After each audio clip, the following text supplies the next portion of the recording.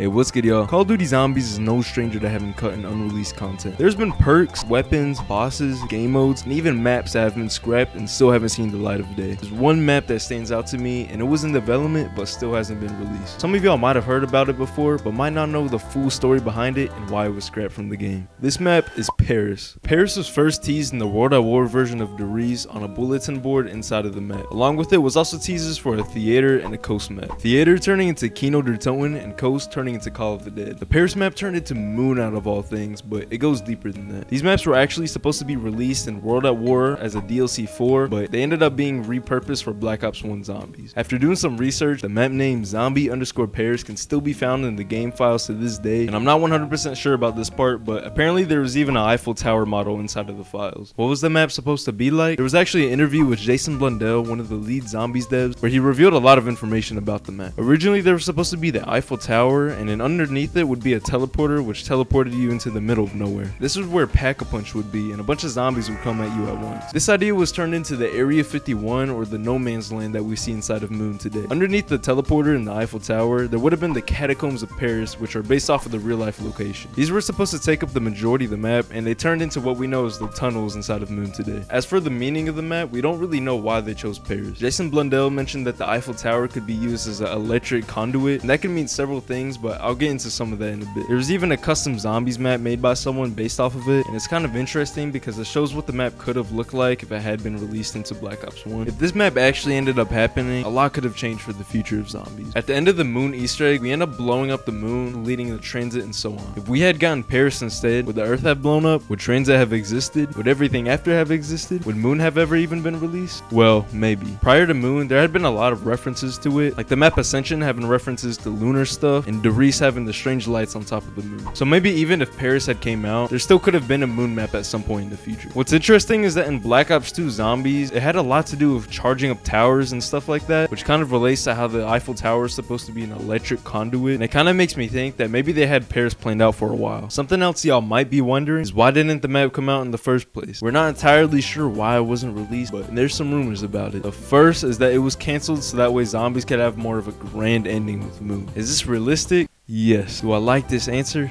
No. The next theory is that it was cancelled because the up-and-coming game Modern Warfare 3 had heavy themes and major events of Paris, which would have been confusing if they had just released a zombies map called Paris. The final theory, and also my favorite, is that it was bought by Tripwire and put into Killing Floor.